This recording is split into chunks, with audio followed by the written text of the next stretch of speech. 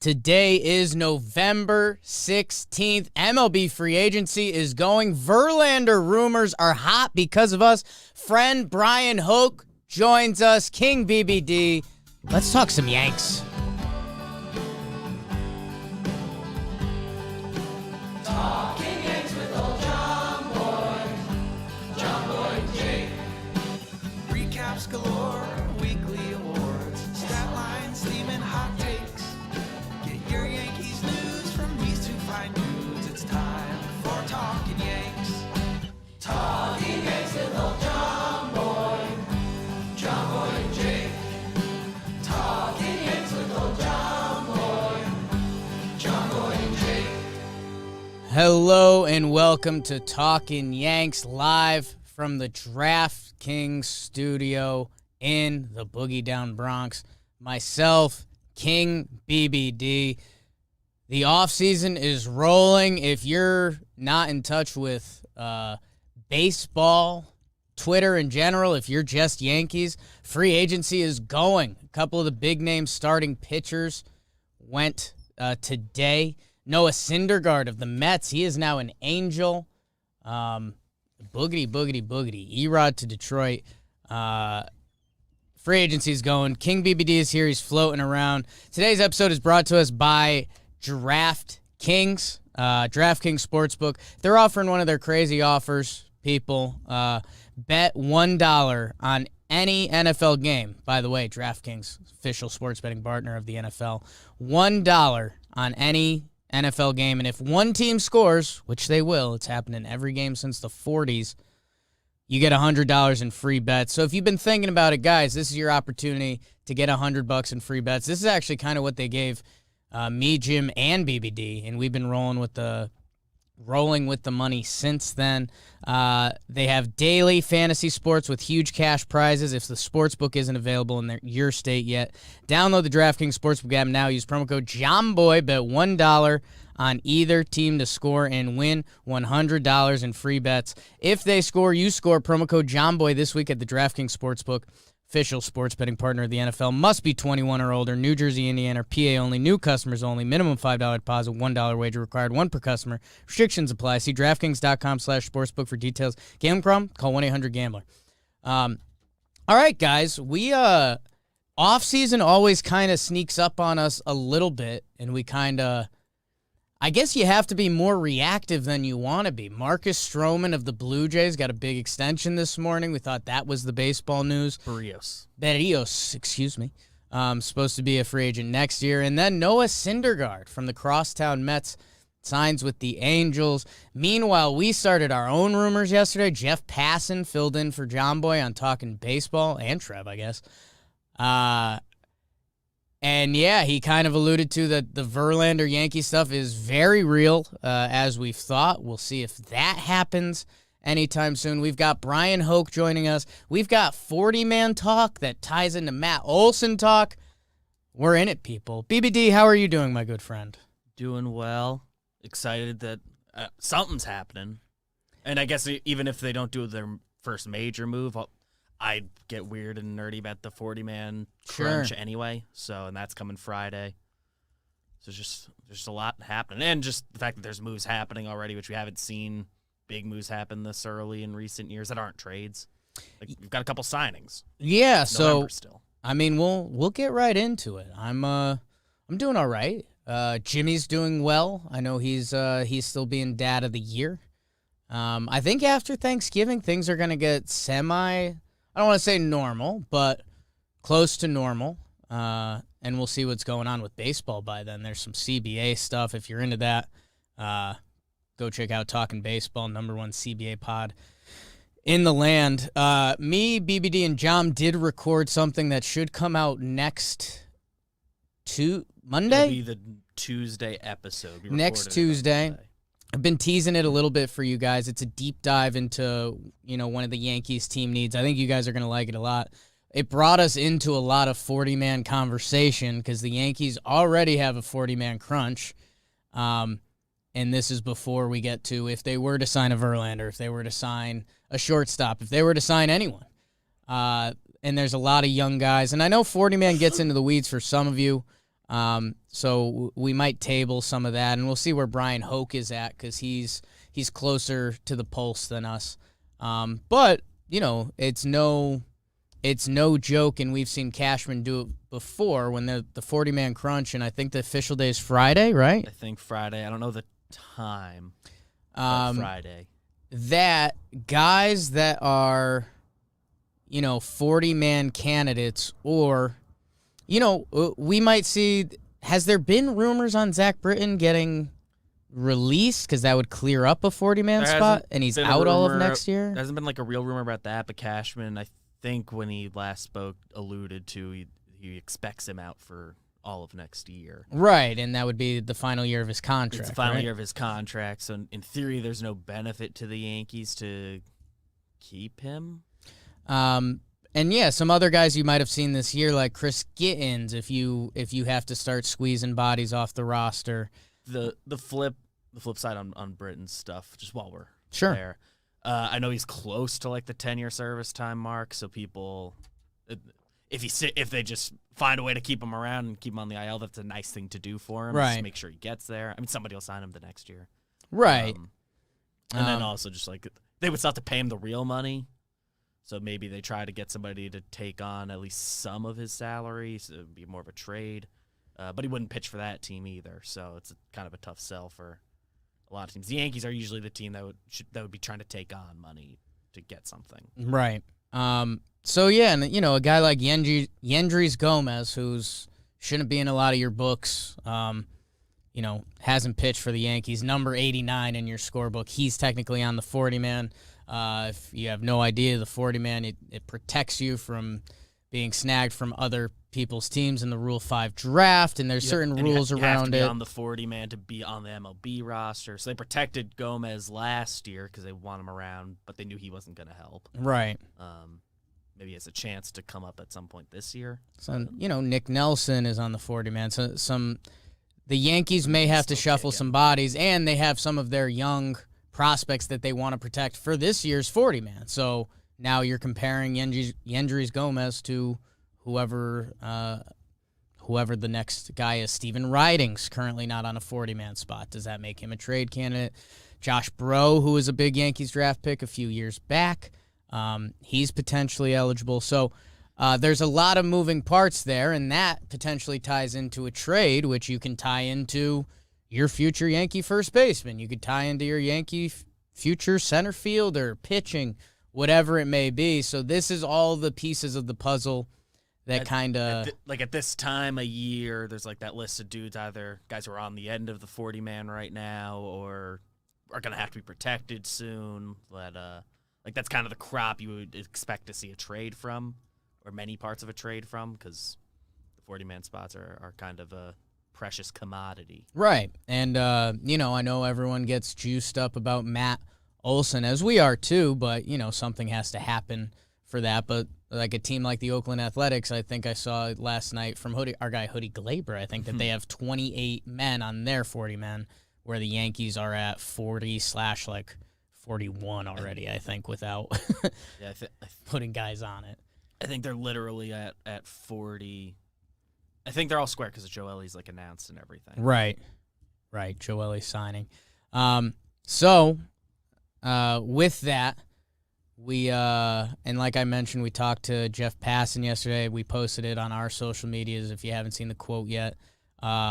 Jeff's awesome. He's been really nice to us since say day one, but I guess the Yankees were off his radar. So he's been nice to us since day two.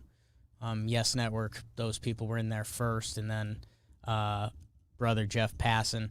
But yesterday he was saying, expect the next signings to be either Justin Verlander, probably to the Yanks. There's some other teams in the mix. I don't want to make it seem like it's in stone. But he also said Noah Syndergaard to the Angels. And this morning, Noah Syndergaard signed to the Angels 1 year, 21 mil. Is that where the number landed? I think 21. So, pretty crazy. Pretty crazy. Free agency is going, and that all ties into the potential lockout coming up December 1st. I'm running hot right now.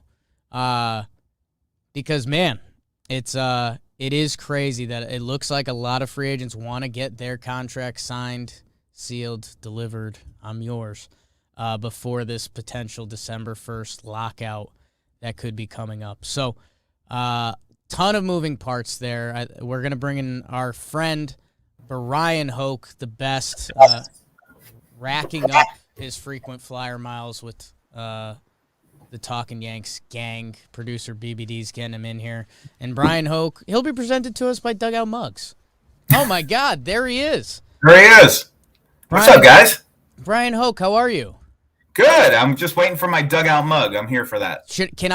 Have you ever had a Dugout Mug? You've had I have to. never had a Dugout Mug, but I see if you text BFCM to 83511, you can enter their Dugout Mugs Christmas giveaway. You're the best in the biz for a reason. Dugout Mugs, man, they've got their Black Friday stuff is going. But, yeah, like Bryan Hoch said, BFCM to 85311. I have texted that number. You get a couple updates, and Black Friday, Cyber Monday, you can win. They're giving stuff away. Mariano Rivera, you might have heard of him, Brian. Pudge Rodriguez, Juan Soto, autographed items from all of them. Dugout Mugs, they've been riding with us for a little bit. And huge update, Bryan Hoch, you just got a free Dugout Mug. Yes. Because we have a bunch here, and we love you, and you're the best. Well, so anytime I can come on and read a promo, you let me know. Yeah, the plan, you know what? No, I don't. There's always a plan until you get punched in the mouth. Bryan Hoch, MLB.com. How are you, man? I'm doing great. How are you guys?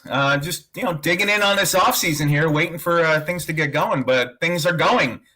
So waiting for the Yankee part of it to get going. It feels like today things really kicked into gear with Barrios extension, which you're like, hey, all right, that's cool. Good for the Blue Jays. What does it mean for them? Who really knows? Blue Jays fans get really defensive about themselves being rich, which is interesting. So that was news. And then Syndergaard from the Crosstown Mets, he signs with the Angels this morning. We shook up the pot yesterday because Jeff Passan, friend of ours, said that Verlander was leaning pinstripes. And he said that or Syndergaard could be the next move. So, like you said, you just tweeted in response to us, if Justin Verlander signs, you will be leaving the podcast immediately.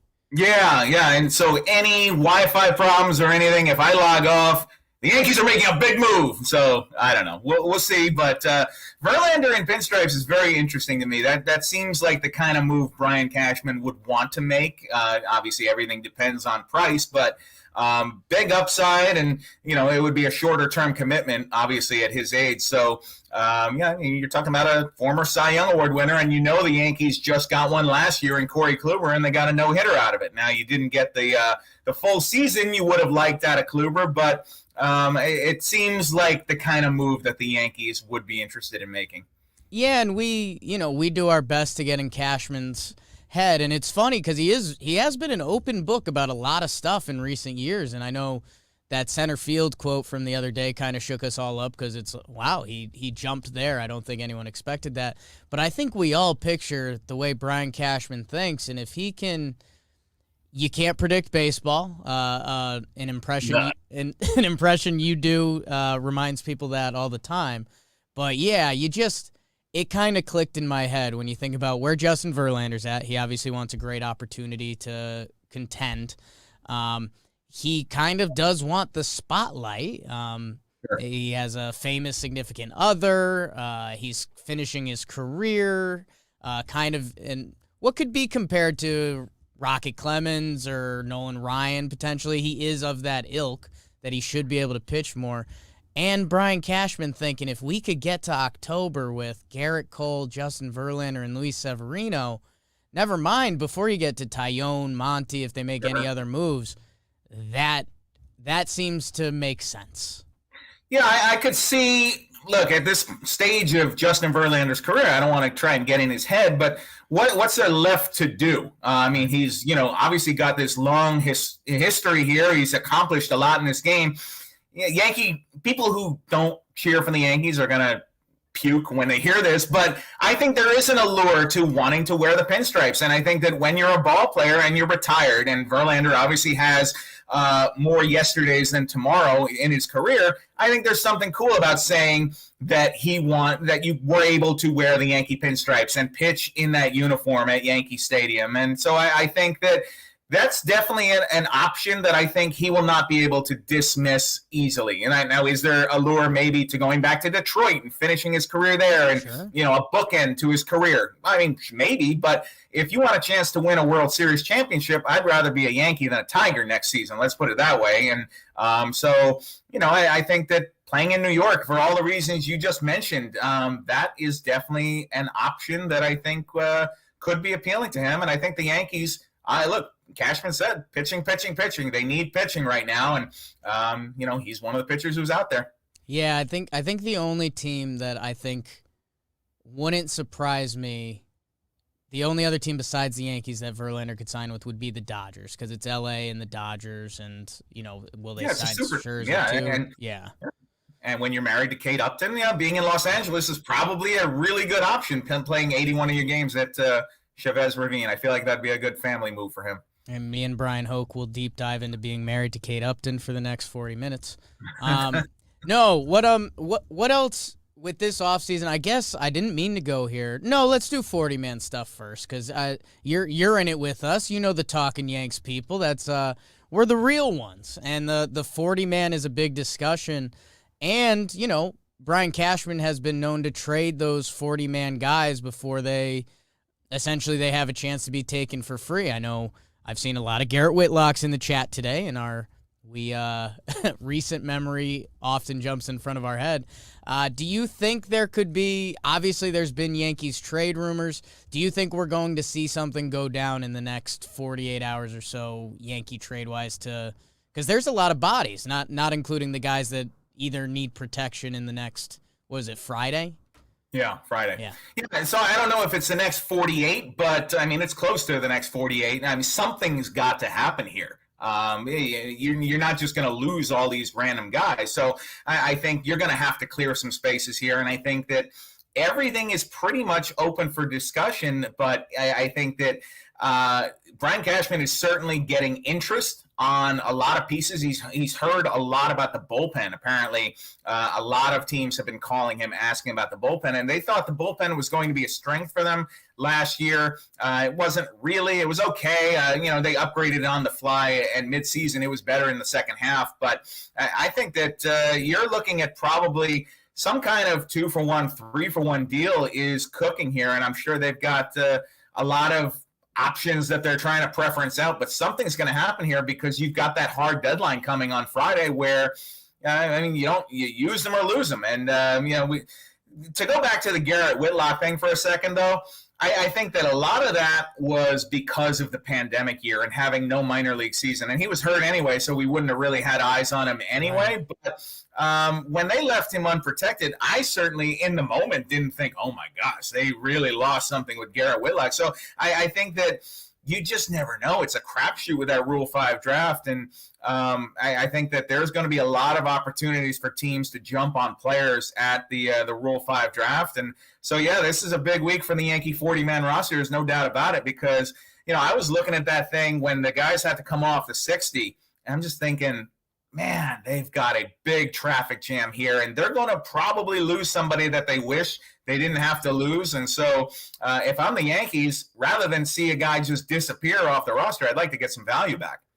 Yeah, and it's funny because when Cashman has said the bullpen thing a couple times, I mean, what does that really mean? Does that mean Albert Abreu? Does that mean Steven Ridings? Does that mean because I was just going, Nick Nelson, I guess, could come into play as well. But, yeah, when you look at the big league bullpen, I don't know, Chapman, no, Loaizaga, no, Chad, Clay, Wandy. I mean, they just signed Joely, so I guess you start going into those younger guys that would be potential ride-the-bus guys. I'm sure that's part of it, but I wouldn't be shocked to hear that teams have called about Jonathan Loaizaga. I don't know that for a fact, but I'd be shocked if they hadn't. I mean, this guy's got a live arm, and he'd be an upgrade for a lot of teams out there. I think that Chad Green, might be a candidate where teams are probably looking to buy at a lower rate. But the things I saw from Green later in the year, I know it was a rough year for Chad altogether, but if I'm building a bullpen for next season, would I like Chad Green in it? I think I would. And the same with a Peralta. And so I wouldn't be shocked if teams are calling the Yankees about not just those kind of Scranton shuttle guys, but also the bigger pieces in the bullpen. But I think that not having Zach Britton in that bullpen for next year reduces the likelihood that the Yankees would want to move one of those guys, because somebody's going to have to pitch those 6th, 7th, 8th innings there, leading into Chapman, who we all know is going to be the closer.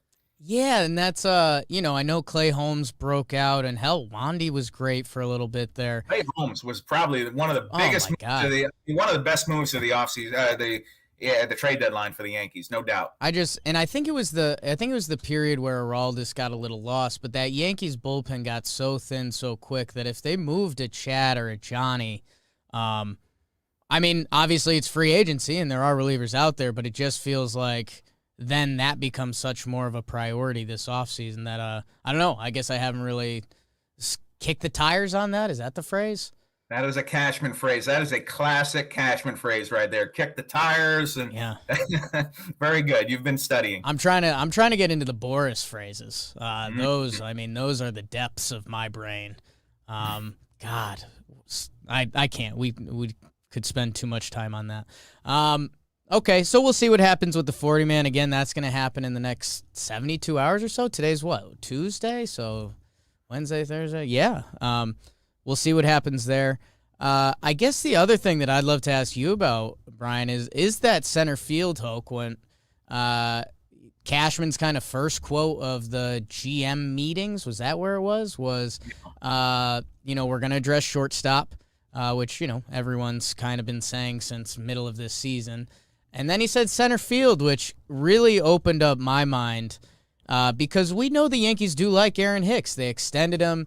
He's kind of the, when you look at MLB center fielders and when Aaron Hicks is healthy, he's probably further up the list than people expect. When you can have an OPS in the 8s, his arm, switch hitting, when you put it all in the pot, it's a really solid ball player, to the fact they gave him that extension. And then what clicked in my head was when he got that extension, we were all shocked by the years, but it was to spread out the money. And that makes me think, when I saw that there was 4 for $40 remaining, I think, that's not a crazy contract to move, especially, when he's 32 now, when you factor in he can play some corner outfield and stuff. When Cashman says that kind of really made the gears go, because when they talk about getting more athletic, speedier, and you open up center field, that really allows that transformation. So have you heard anything else on that front, or any personal ideas of your own? What I think is that the Yankees are open to the idea that Hicks could be their starting center fielder for next year, but they're not going to 100% lock that in. And, as you're talking about that there, I'm thinking, can they move that contract 4 for $40? For me, you need to get him back on the field. He's got to play a little bit, even if it's just winter ball, which I know he's expressed some interest in doing. That hasn't been 100% confirmed there yet, but he's got to get some at-bats under his belt, because the guy has barely played in the last few years. And, as you're rattling off those stats there about the 800 OPS and everything, I'm thinking, what do your Twitter mentions look like right now? Because there are a lot of people with strong opinions about Aaron Hicks, but I do believe that Hicks can handle center field. The question is just health. Is he going to be ready for opening day? They say, by December he should be a full go, so he can get back to being in that mode. And, if he shows up on February 14 or whatever it is, and he's in the driver's seat in center field, I feel like we've been there before and it hasn't worked out, but I feel like the Yankees would have to give that a go, unless they're going to go and sign a Starling Marte or something like that, and then Hicks, can, bunt back into a very expensive version of that Brett Gardner role that we've seen the last few years, where he could back up in left, he can back up in center, you can put him in right field if you had to. I don't think he's a fourth outfielder on this team. I think that given his track record, given what you're paying him, you got to think of him as a starter, unless he's not the best option on that roster. And so I think they're open to pretty much anything. If they can upgrade, they will. But as far as trading Hicks at this point in the contract, he's got 4 years and $40 million left. That's not immovable, but he's got to do something on the field, and we've hardly seen him the last couple of years. So he's got to prove he's ready to go. Yeah, I think the Starling Marte is the funny part of all this, because I think fans would be shocked to see how many wish lists he is on as the number one free agent center fielder, and just the different style of play, the stolen bases, the contact hitting that so many of the fans yell for on a daily basis. To have that pie in the sky in free agency kind of dangling out there, I think that's what really gets the people hot. What else you got on your mind, Hokie? I know I tried last minute, as I always do. I told you I'd love to get 15 or so from you. I don't know. Is there anything? I did. I gave you 15. You always do. Oh, goodbye. Justin Verlander. No. No. I don't know. Is there anything you feel like, because you roam the Twitter streets, do you think there's anything else that kind of needs to be discussed? I know first base has been a hot topic. Something that we've kind of discussed, not really on Mike yet, is that third base could become interesting if first base doesn't get addressed. I guess, is it more of a focus on a starting pitching, that even if they do sign a Verlander, that heck, a Luis Castillo, that would be one of those Death Star moves we talk about? I guess for you, what do you feel maybe isn't getting talked about enough? Somebody asked me, and I do that the Q&A every Wednesday, and somebody asked me, what do I predict the Yankee infield will look like next year? And I have no idea. Like, I at this point in the offseason, I can give you a guess. I'm going to guess Corey Seager at shortstop, Gio Urshela at third, Gleyber Torres at second, and DJ LeMahieu at first. Is that the perfect alignment? No, because I don't really love the idea of making LeMahieu a first baseman at this point in his career. And, you'd want more pop from that corner position. But given the pieces that, I'm trying to fit the puzzle just like you guys are. Yeah. Now, I think that one of those guys probably that I just mentioned could get traded. And does that mean an Urshela trade? Does that mean a Gleyber trade? I could see it happening, I guess. I don't know about the Gleyber trade part, just because his value has dropped so much in the last couple of years. Like, this is not the Gleyber Torres that tortured Gary Thorne a couple of years ago and was making him scream in the Camden Yards broadcast booth, "Don't pitch to him!"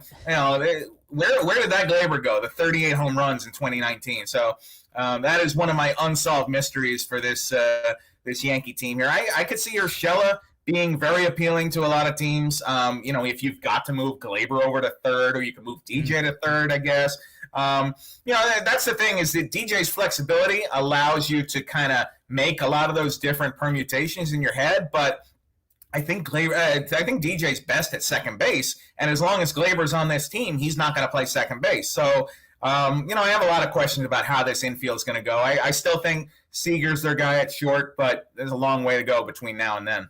Yeah, the DJ part of it is really interesting, because you feel it's almost like if they put him at first base this year, you're almost planning on the next 5 years of DJ LeMahieu as a first baseman, which and I don't at this point, I don't want to do that. I like DJ more as the kind of guy who can go in there and play 10 or 15 or 20 games when you need to. And by the way, we just didn't mention Luke Voit at all. Right. He's on this roster, and he's under team control. So what is his future on this team? Is his future on this team? I know he was pretty sour about the way that things went at the end of the year. He lost the playing time to Rizzo, but it was his injury problem that created Rizzo being in a Yankee uniform. If Voigt's healthy the entire year and playing like he did in 2020, then Anthony Rizzo never becomes a Yankee. So I just have a lot of questions about this infield and how things are going to look. And I think that the first piece is probably going to be shortstop, because you're not going to make these moves until you have the shortstop figured out. But maybe you do. Maybe Cashman surprises us, and maybe there's a trade here that makes it make sense, because right now it doesn't make sense. Yeah, I know. It's you can really go around in circles, and yeah, you say Luke Voit feels disrespected. He should be. I mean, guy was so. I bring up his Baseball Reference page, and you see his career MLB stats, and they are that of a really good hitter. I wonder if Cashman's working that hotline or if somehow he ends up at Yankees camp. Like, Yankee fans are going to talk themselves into Luke Voigt again in some fashion because all he's done is hit at a high level. I'll take a healthy Luke Voigt. The problem is I feel like I've seen him limping around the field the last couple of years. And, even in 2020, the shortened season, I mean, this guy was playing on one leg, basically. He was productive, but he was still hurt, and we joked about foot stuff and all that, because he didn't want to talk about what was exactly going on. But then, he's had some pretty significant injuries the last couple of years. He had that groin injury at the end of 2019 where the doctor said you tore everything down there. I mean, he's a tough guy. Yeah, it's a football player in baseball uniform, and I like Luke Voigt a lot, but does he fit on this team for next year? I don't know. And it's not Luke Voigt's fault that he doesn't hit left-handed. If he did, I can make that case a lot stronger, but he doesn't. So, and I don't think Anthony Rizzo is completely off the board either. Yeah, isn't that it's kind of funny, at the same time we can make jokes about how Twitter they'll lose their mind about Hicks on a given day or whoever it is, but all that stuff about, why is there no lefties and the athleticism, and now it's all kind of come to fruition that Joel Sherman, I mean, he was the loudest and kind of the first on it, and everyone kind of gave him Joel, you're a little crazy, and now it's the whole offseason plan. Yeah. No, I mean, the left-handed balance thing did not make sense to me. I just looking at that lineup at the beginning of last year, and they tried to fix it on the fly by bringing in Rizzo and Gallo, and it looked better in the second half. I mean, I know Gallo didn't hit the way we expected that he would, but and Rizzo was kind of up and down. I think the COVID took a lot out of him at that point, but man, that first series in Miami, it looked like the Yankees had really had something special with Rizzo, and that was fun to watch. So I think playing in Yankee Stadium, you can't look beyond 314 right down the right field line. I've stood in that batter's box. I'm a lefty. I'm bad at baseball, but even me, just standing in that batter's box, you look down that line, you think, I can do that. I can do that. So if I'm a professional baseball player, I mean, if I'm running the Yankees, I want as many lefties in that lineup as I can have. You start having that mental conversation. Well, if I swing as hard as I can and I just connect on it right down the line, That's it's the dream. there. That's there. 314 is totally reachable. God. Yeah, and especially you're talking, a lot of our listeners are Yankees dynasty kids, and the balance was so good. It was the switch hitters, Bernie and Posada and Tino or Paul O'Neill. It was just left, right switch. It was what Torrey. Well, I give Torrey credit. So Jake, you're saying the 98 Yankees were a good team? I know. It's a hot take show. Yeah, it's a hot take show. There's a lot of people who disagree with you. Yeah. Oh, God. Not a very good team. I think there's a lot of they started out 1-4, like bad team. Should have traded at the deadline. Can you imagine if Twitter was around when the 98 Yankees started 1-4? There'd be a lot of people posting the receipts, as they say. Can you believe this?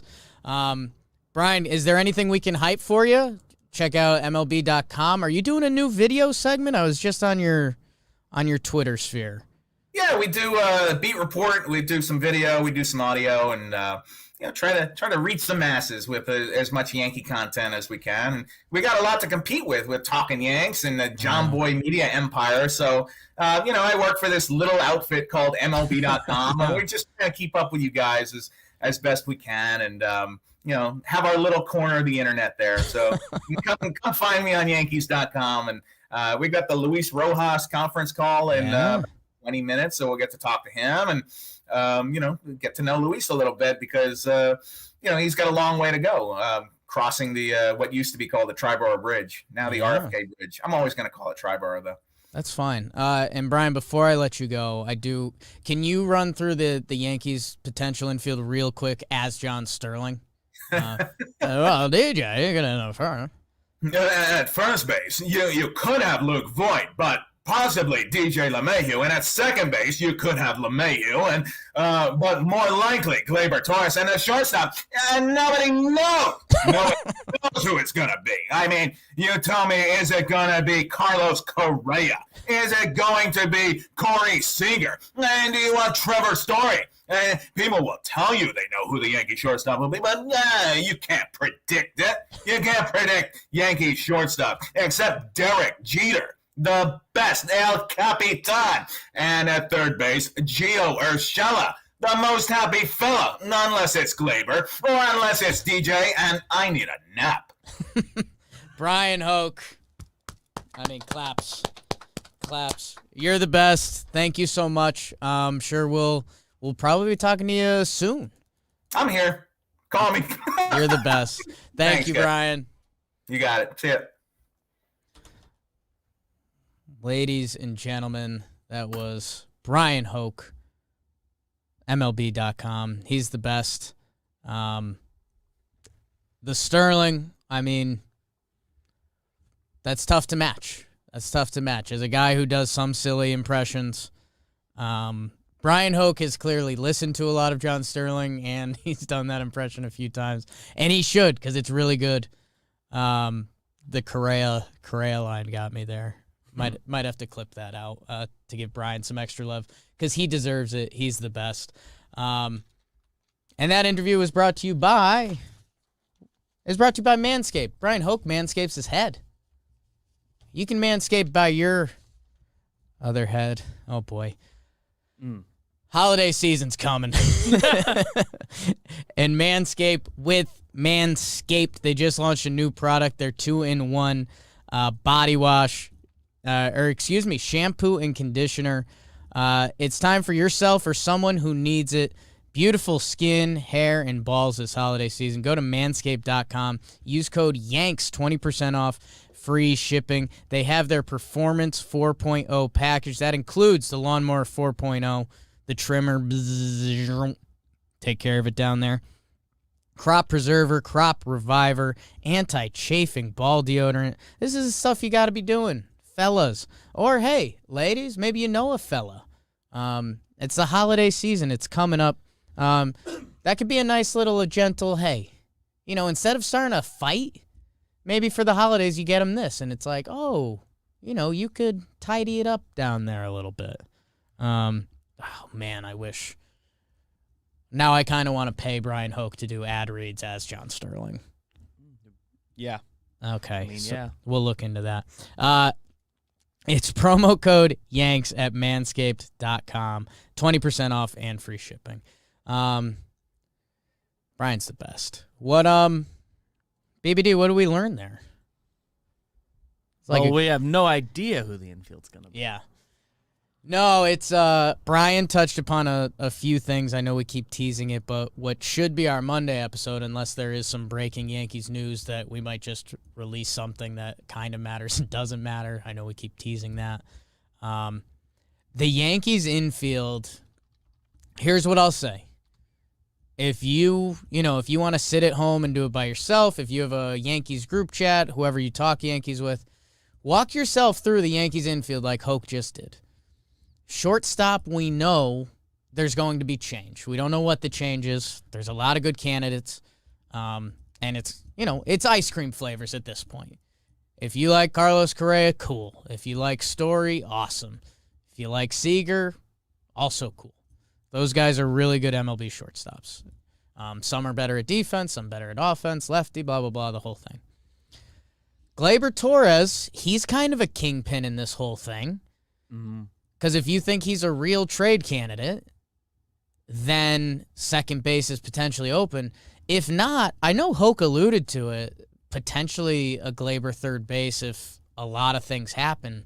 I just can't see that happening. They played like, DJ at third before like Gleyber. His moving off short translates more to going to second long term. And he's still we've been using the word athletic in a lot of different ways, but he's athletic enough to play second base. And for the most part, getting to balls isn't the issue, but the long throws and stuff and the rhythm and all that.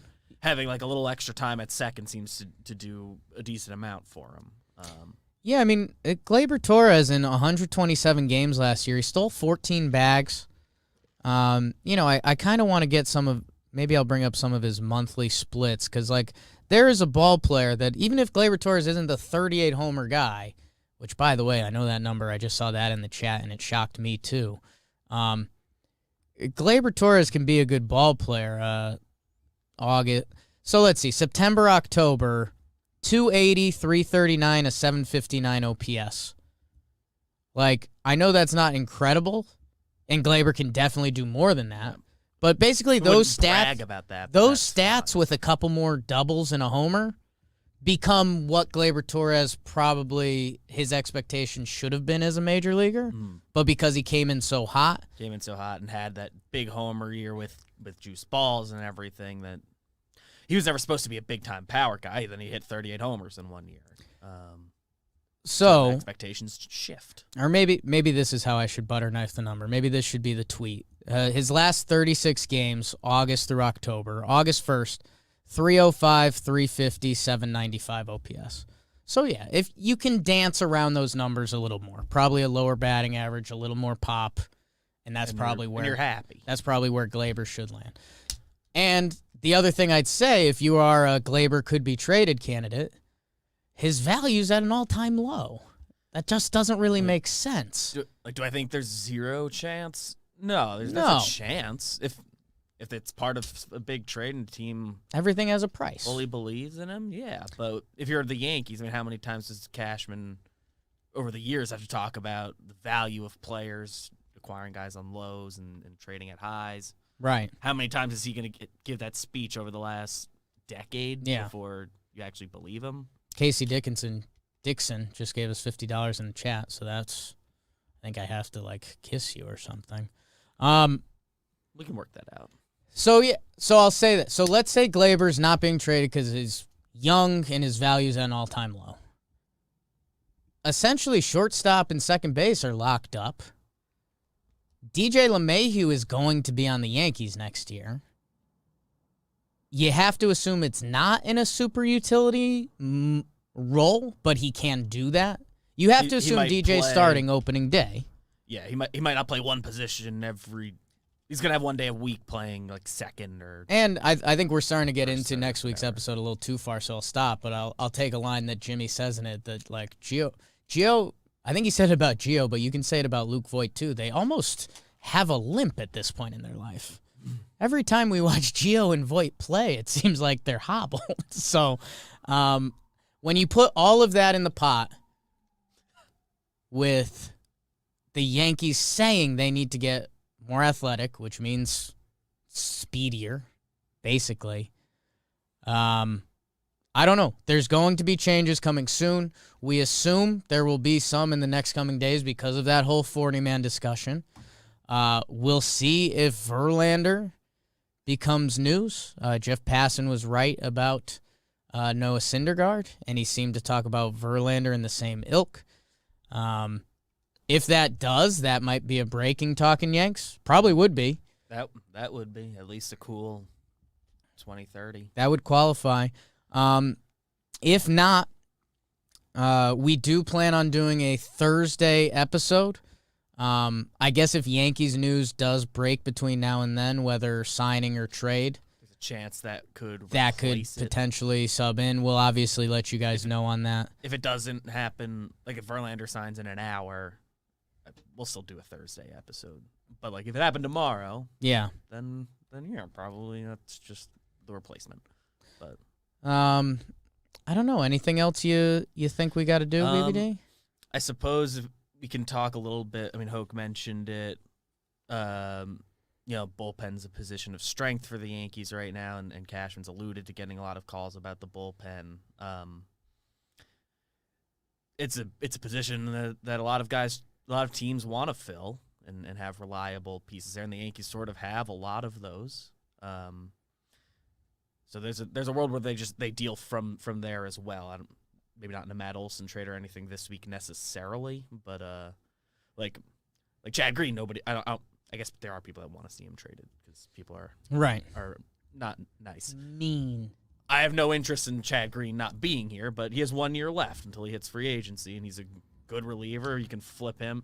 If they're about to trade a bunch of prospects for Matt Olson, go take two kids from the Phillies or some other team, and you open up a 40-man spot. And it's you get a little value out of him, and the Yankees have proven they can build a bullpen out of It's the Guys who kinda concept of haven't heard value. If Johnny Lasagna was traded, which I know we're all hearing that and it's kind of blasphemy, but his value's at an all-time high. He was one of the best relievers in baseball last year.